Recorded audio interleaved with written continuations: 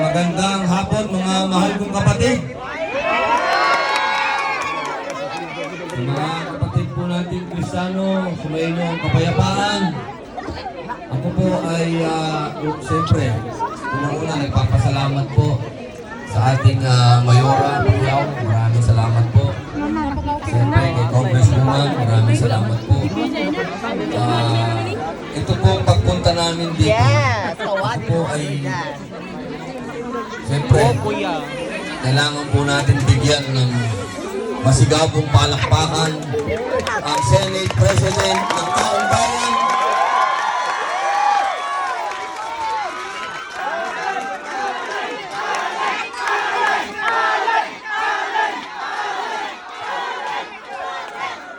Isang taong hindi po nakakalimot sa inyo. Isang taong hindi po nalilimutan kung ano ang kailangan ng taong bayan, lalong-lalo na po dito kay General Santos. Nagpapasalamat po ako sa kanya at ako po ay kanyang inimbitahan na sinabi niya, halika, puntahan natin yung mga kapatid kong Muslim at Kristiyano. Alhamdulillah. Kaya ngayon po, nandito kami, kasama po ang ating idolo, Senator Alan Cayetano. Hapon sa kanilang tanan. Pasabot ako Bisaya. Pero dili pa maayo magsulti. Hinahanglan na kastoryahan si Mayor kung sino ng suman. So, magandang hapon po. Diba simula sa ating pagkabata, tinuturo sa atin kung anong iyong itatanim? So I'm so honored by your speech. Sa testimony mo. Kasi kami nagsabi, nung ang mangyayari sa inyo, pwede nyo sabihin, hindi nyo naman na-experience yung mahirap yun. Diba? Pero ngayon, na nag-endure at grabe yung nangyari sa inyo, pero nakakapag-testify kayo. Nandiyan ang Diyos at babangon tayo. Pagkasabi sa katabi nyo, babangon tayo.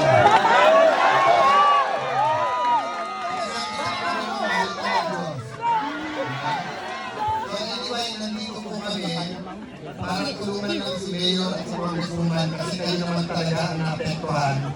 Thank you, Mayor, kahit na konti lang dala namin sa lubong ni sa amin. Pero kung ano itali natin yung mga Pilipino na pag kami disaster calamity, tulong-tulong na lang tayo. Wala nang politika.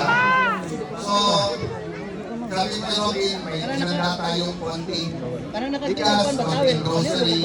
Tapos sabi niya, ay nakakaya naman, may cash assistance. Sabi ko sa kanya, hindi, huwag na kaya Robin, kasi kumuha ko lang sa sweldo mo yung pamilya natin.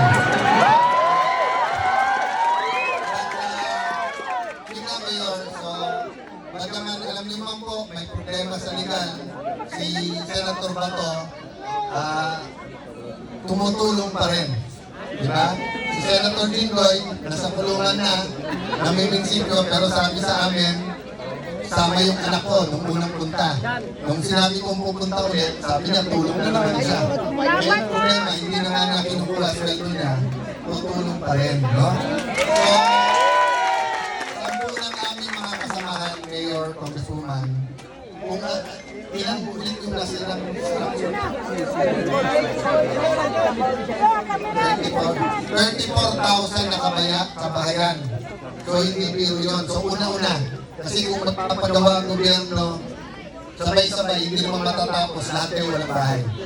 Pero mapagawa ng iba 10, 100, anything, mapagawa ng 10,000, may tulong-tulong po tayo. Tapos yung public buildings, Mayor, 69 major infrastructure natin ang sira, diba? So gamitin nyo rin kami taga-remind, taga-payundong, diba? Sa gobyerno na kailangan i-rebuild natin. Sabi nga nila, relief, recovery, reform. So maasahan nyo kami sa reform, maasahan nyo kami sa relief, hopefully makakulong kami sa recovery. So hindi kami magpapakahama. Kami ni Robin ay representative lang na mga kasamahan nyo sa Senado. God bless you. Salamat po.